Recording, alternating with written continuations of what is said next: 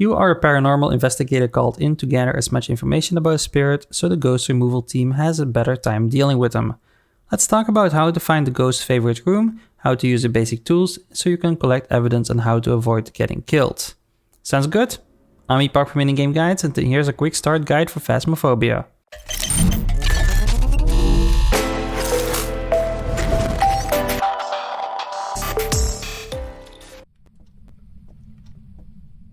First off, you will want to find the ghost room as quickly as possible. Now when you arrive at the house, use the 5 minutes while the ghost is passive and grab yourself a thermometer. This is a really great tool for finding the ghost room because it will be the only room with a temperature below 6 degrees.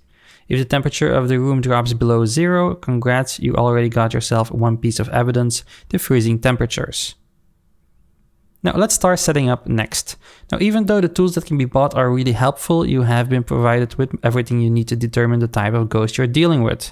These basic tools include the spirit box, camera, EMF reader, flashlight, UV flashlight, ghost writing book, and a second camera for taking pictures. Now let's go over on how each of these operate. The spirit box is a device that can translate the ghost's speech to a sound that you as a human can hear. That way you can communicate with ghosts. But before you do, make sure you are in the ghost haunted room, be sure to turn off all the lights and be sure to speak loudly and clearly as you're communicating with the other side after all. Some ghosts will only answer if you are alone, others may not care if there are multiple people in the room with you when you're talking through the spirit box. To know if you're dealing with a social ghost, be sure to check out the whiteboard in the truck. If you got a response from the not so dead through the spirit box, it will count as evidence. The camera can capture ghost orbs, but make sure that the lights in the room are off and the night vision is on. Everything you will film through the camera can be real-time monitored from the truck. You can either place the camera down on a piece of furniture or the ground, or just keep holding it in your hand. Back in the truck, the ghost orb will look like a little ball of light gliding through the air. But there's a little quick noob tip that you don't want to know how I found out. Make sure to always turn the camera on by right-clicking it first. You don't want to miss out on the very first camera footage of a ghost by forgetting to turn your camera on.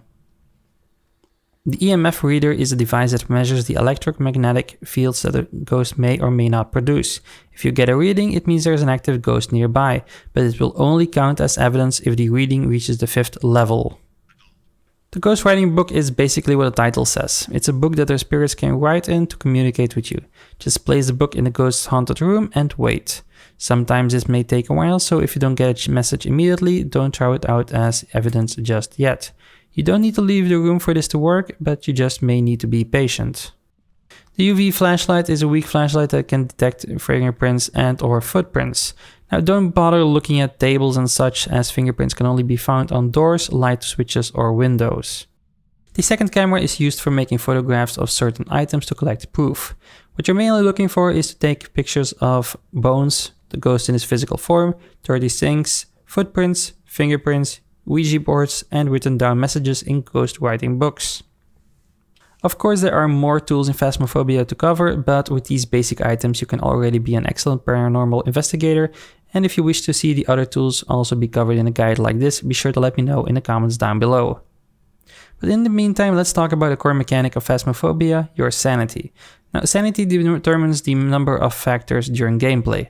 The lower the sanity of the player, the more likely phenomena are gonna happen around them, which makes it easier to find evidence of the ghost. But on the other hand, the average of all players, their sanity levels plays a major role in activating the ghost's hunting phase. During this time, he will be turning corporeal, and that means basically he will seek to kill a player. Now we will talk a little bit more in depth on this in a moment, but let's talk first about what will drain your sanity.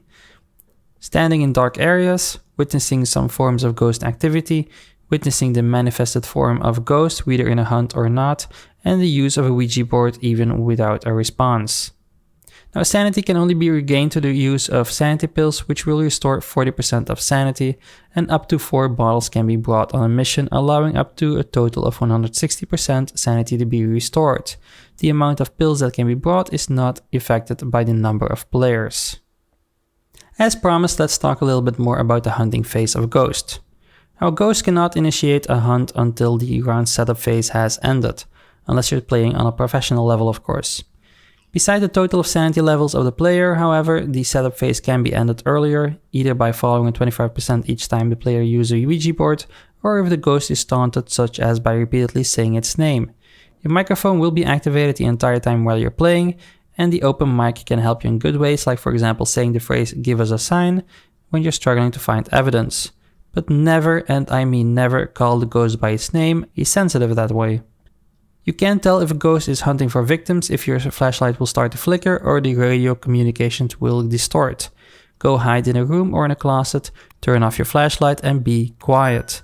You always need to keep track of potential hiding spots as you're unable to leave the house during this phase. You can quickly check if a hunt is still going on by flashing your flashlight or turning on the spirit box, as it will give an increased amount of static when the ghost is looking for investigators to kill. And that's all for today. Now, at least now you will know how to find a ghost room, how to use the basic tools to get all the evidence you need, and how to avoid getting killed. Sounds like not a bad day of work. If you have any tips of your own, be sure to share them in the comments down below. That way you may help some people survive a haunted house tour. And if you find this guide useful, please give the video a thumbs up so other people can find it too. And if you like getting the best guides for your favorite indie games, be sure to subscribe because that's what we're all about here at Indie Gaming Guides. I want to thank you for watching, and I'll see you in the next one.